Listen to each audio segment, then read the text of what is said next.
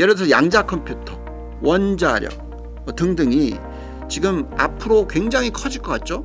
근데 문제는 아직까지 흑자 전환하는 데까지 걸리는 시간을 알 수가 없어요. 그러면 흑자 전환했다라는 뉴스가 터지기 바로 전에 투자하면 됩니다. 그걸 알 수가 근데 있을까요? 근데 알 수가 있어요. 이제부터 돈을 벌겠구나 올해. 이미 알 수 있거든요.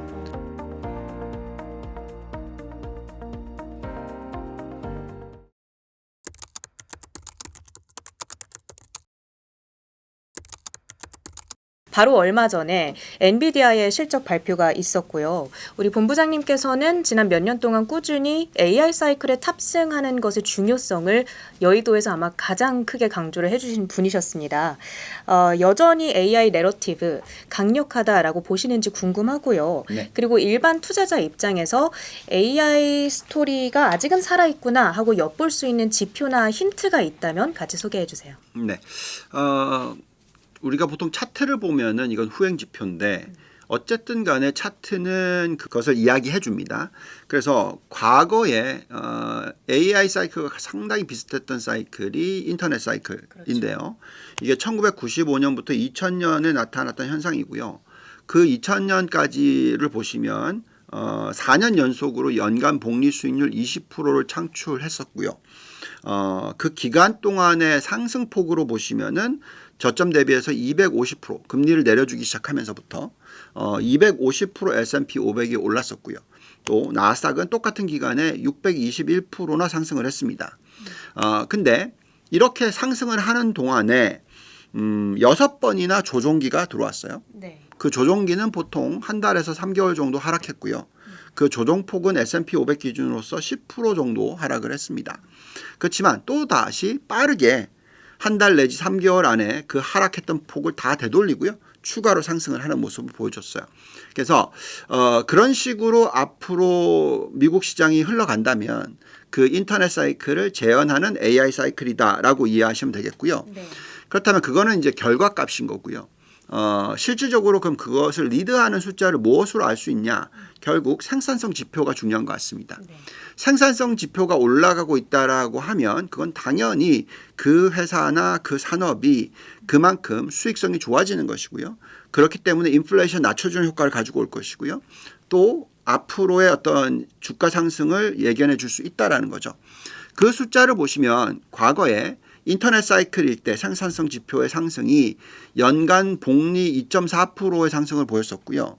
그다음에 또 인터넷 시대 이후에 2010년부터 2020년 요때까지로 보시면 IoT 시대라고 합니다. 네. 사물 인터넷 시대 때는 생산성 증가가 1년에 1.34% 복리를 보여줬었어요.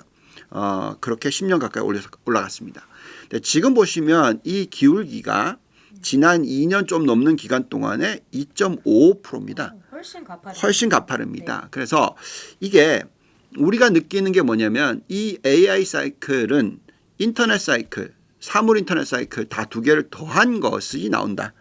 그러면 이번에 올라가는 속도는 아마 과거 인터넷 사이클의 3배의 속도일 거고 그리고 올라가는 폭은 과거 인터넷 사이클의 3배일 수도 있다. 예, 그래서 우리가 계속해서 요거를 지켜보면서 판단하면 좋겠다라고 말씀을 드립니다. 자, 그 다음에 또 어떤 지표를 보고 판단할 수가 있냐면 이렇게 3배로 간다라는 건 무슨 의미일까요? 그만큼 빠르고 높게 올라간다라는 것은 그만큼 빠르고 적극적으로 투자가 일어난다라는 겁니다. 네. 네, 그래서 처음에는 하드웨어를 까는데 엄청난 투자 금액이 들어가지만 나중에는 소프트웨어 투자가 많이 들어가거든요. 그래야지만 서비스가 나오고 계속 성장을 할 수 있으니까. 그래서 지금 기업들의 소프트웨어 지출의 성장 속도를 보시면 이미 벌써 작년 올해의 2자릿수의 성장률로서 변해가고 있어요. 그렇다라는 것은 그만큼 시장이 있다라는 것이고요. 그래서 우리가 그 소프트웨어 지출 증가율을 보면서 또 판단할 수가 있습니다. 또 어떤 걸 판단할 수가 있냐면 AI가 들어옴으로 인해서 우리가 계속 얘기하는 게 생산성이 좋아진다는 얘기잖아요. 네. 그럼 생산성이 좋아지면 당연히 기업들의 영업 마진율이 높아집니다.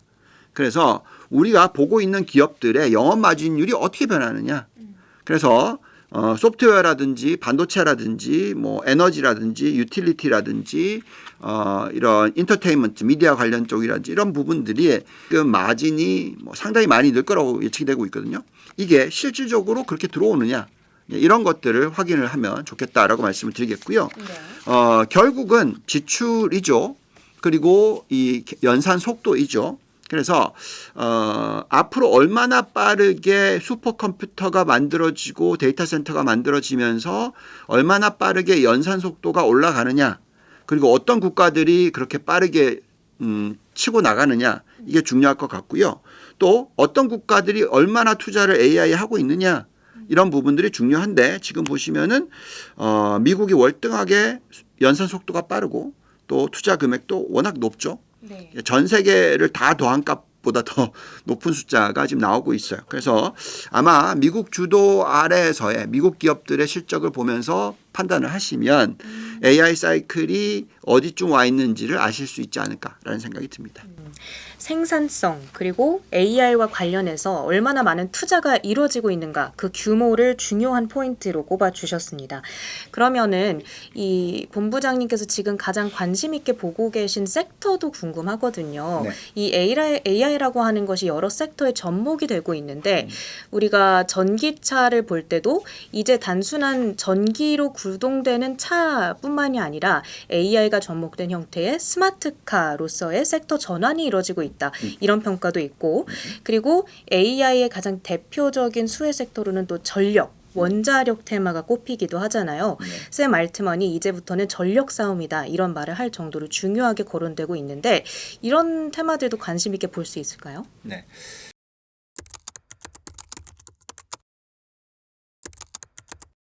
자, 우리가 이제 앞으로의 미래를 예측을 하기 시작하면 정말로 많이 시대가 변할 거예요. 네. 굉장히 빠르게 연산 속도를 높여주는 AI라는 게 들어왔습니다. 자, 그럼 이제 이걸 이용을 해서 굉장히 생산성이 빠르게 높아질 겁니다. 여러 산업들이 다 그럴 거예요. 자, 그렇다면 결국은 이게 얼마나 성장할지 정확하게 답을 모르겠거든요. 네. 그래서 굉장히 빠르게 어느 시점에서 돈을 벌기 시작할 거고 그래서 빨리 하루라도 투자를 하자라는 의견들이 자꾸 올라오는데 그래도 여전히 저는 항상 이런 생각을 합니다. 투자는 타이밍이 중요하다. 그래서 그 타이밍을 잡는 데 있어서는 AI가 들어옴으로 인해서 수익 구조가 빠르게 극대화되는 산업에 투자하는 게 중요하다. 이 얘기를 해요. 네. 자, 예를 들면 한번 과거의 인터넷 시대를 되돌아가 봅시다. 한국이 인터넷을 빠르게 하기 위해서 속도가 빠르기 위해서 엄청나게 광 케이블을 깔았고 기지국을 세우고 그러면서 엄청난 설비 투자가 들어갔어요. 그래서 미국과 한국이 굉장히 빠르게 치고 나갔습니다. 근데 중국은 좀 늦었죠. 그렇죠. 근데 중국이 엄청나게 지난 10몇 년 동안에 광 케이블 막 깔았어요. 엄청나게 돈을 들였어요. 그러면서 상당히 빨리 많이 쫓아갔다라고 얘기를 했는데 엄청난 비용을 들인 거죠. 근데 스타링크가 나왔단 말이죠. 그래서 광 케이블 깔 필요 없이 위성으로 쏘아 올렸어요. 그러면서 전기차가 확 치고 나왔고 그러면서 자율주행에 대한 얘기가 나왔고 그리고 앞으로 AI를 얼마나 빨리 할 수 있느냐 이런 얘기가 나왔습니다. 그리고 이런 걸 하려면 엄청난 전력이 필요하기 때문에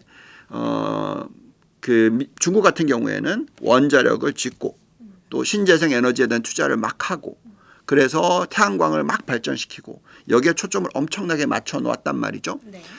근데 미국은 셰일가스를 갖고 와서 석유 에너지 가장 손쉽게 만들 수 있는 에너지에 있어서의 비용을 확 잘라놨단 말이죠. 그래서 중국 같은 경우는 항상 수입을 해야 되잖아요. 네. 자기네들 자체적인 에너지를 구하려고 하면은 셰일가스를 쓰면 미국 대비해서 비용이 3배나 더 들어요. 그래서 이게 이제 어렵단 말이죠. 그래서 경쟁에 있어서의 어떤 이슈들이 여러 가지가 있었습니다. 네. 근데 이제 재밌는 거는 중국도 굉장히 빠르게 효율적으로 뭔가를 하려고 한단 말이죠. 그래서 최근에 왜 우주항공 산업이 잘 되냐면 네. 스타링크를 만들었던 일론 머스크 그랬더니 지금 중국의 입장에서는 그러면 데이터 센터를 우주에다 쏘아 올리는 건 어떠냐. 이게 참 기발한 것 같은데요. 그렇죠? 그래서 상당히 빠르게 이 데이터 센터 구축을 자율적으로 할 수 있는 방법. 즉 왜냐하면 우주에는 태양광이라는 에너지 소스가 있단 말이죠. 네네. 그 태양광 에너지를 이용을 해서 그걸 가지고 데이터 센터를 돌리고 와우. 예, 그리고 그걸 링크를 시켜서 그만큼 또 빠르게 연산을 할 수 있고 그러니까 이렇게 해서 중국이 비용을 확 줄이고 할 수 있는 것을 찾고 있단 말이에요. 그래서 제가 볼 때는 우리가 여기서 얻을 수 있는 이야기는 두 가지가 있습니다. 첫째는 너무 투자를 빨리 하면 안 된다. 빨리 많이 하면 안 된다. 누가요?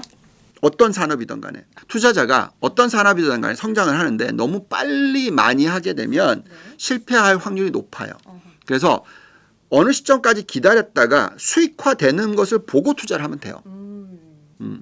그래서 예를 들어서 양자 컴퓨터, 원자력 등등이 지금 앞으로 굉장히 커질 것 같죠? 네. 근데 문제는 아직까지 흑자 전환하는 데까지 걸리는 시간을 알 수가 없어요. 그렇죠. 그러면 흑자 전환했다라는 뉴스가 터지기 바로 전에 투자하면 됩니다. 그걸 알 수가 근데 있을까요? 근데 알 수가 있어요. 네. 예를 들면 우리가 지금 얘기하고 있는 이 우주 항공 산업, 그죠? 우주 항공 산업이 절대로 과거에는 흑자가 될 리가 없다고 생각했을 거 아니에요. 네네. 나사 항상 돈 쓰는 기관이지 뭐 돈을 버는 기관 아니잖아요. 그렇죠. 근데 일론 머스크가 나와서 스페이스 X를 만들었고 그런 기업들이 지금 보면은 막 위성을 쏘아 올려요. 그 위성을 쏘아 올리는 것을 해야 되죠 지금. 네. 그러면서 비용을 확 줄이고 있죠. 그러면서 이익은 벌어들잖아요. 그러면 굉장히 빠르게 압축시키면서 이익이 벌어들이는 것이 나오기 시작할 확률이 높아졌단 말이죠. 그럼 이제 그런 산업에 대한 투자가 중요한 겁니다. 그래서 우리가 우주 구축의 핵심 목적을 잘 이해해야 되고요. 그게 이제 통신에 있어서의 어떤 지연 현상을 확 줄이는 것, 그리고 또 비용 들어가는 것을 확 줄이는 것, 네. 예, 그런 것들. 또 이걸 하려면 또 필수 기술이 필요하겠죠. 그만큼 슈퍼컴퓨터를 연산하는 데 있어서의 에너지를 어떻게 갖고 올 거냐, 그리고 또 냉각을 어떻게 시킬 거냐. 뭐 이런 것들이 상당히 많이 필요합니다. 그래서 우리가 중국, 미국, 유럽의 전략을 잘 보셔야 되고 장기적인 기술 발전에 있어서 얼마나 빠르게 이 수익을 벌어들이는 시간을 단축시킬 수 있는지에 대한 산업을 보시는 게 중요할 것 같아요. 그래서 저희는 계속 말씀을 드리는데 지금 저희 눈에 보이는 가장 매력이 있는 산업은 우주항공이 아닐까 예, 정도로 생각하는 거고요. 그 이외에도 뭐 어떠한 산업이든 간에 AI를 이용을 해서 AI의 필요성이 확대됨으로 인해서 그 산업의 어떤 이 수익 구조가 빠르게 전진되는 그런 업종을 골라보시는 게 좋겠다. 양자 컴퓨터도 네. 뭐 언젠가 빠르게 될 수 있어요. 근데 뭐 그 젠슨 황이 얘기하는 뭐 과거에 30년 그랬다가 최근에는 10년 뭐 이렇게 얘기하잖아요. 그러니까 더 빠를 수도 있어요. 어쨌든 그거는 근데 바로 전에까지 기다렸다가 그거는 빨리 알 수 있습니다. 우주항공이 이제부터 돈을 벌겠구나 올해 네. 이미 알 수 있거든요. 그렇게 됐을 때 그 산업에 투자를 하면 되거든요. 그래서 지금은 이런 AI와 연결돼서 엄청나게 돈을 벌어들일 수 있는 산업들이 많이 나올 텐데 그게 원자력이 됐든 신재생 에너지가 됐든 어떤 것들이 뭔지 모르겠습니다. 여러 가지가 있을 텐데 어떠한 산업이든 간에 흑자 전환하는 회사가 1등 시장 점유율을 만들어내면서 나타나기 바로 전에 그 산업에 투자를 하시면 좋겠다. 그래서 잘 골라내셔야 될 것 같습니다.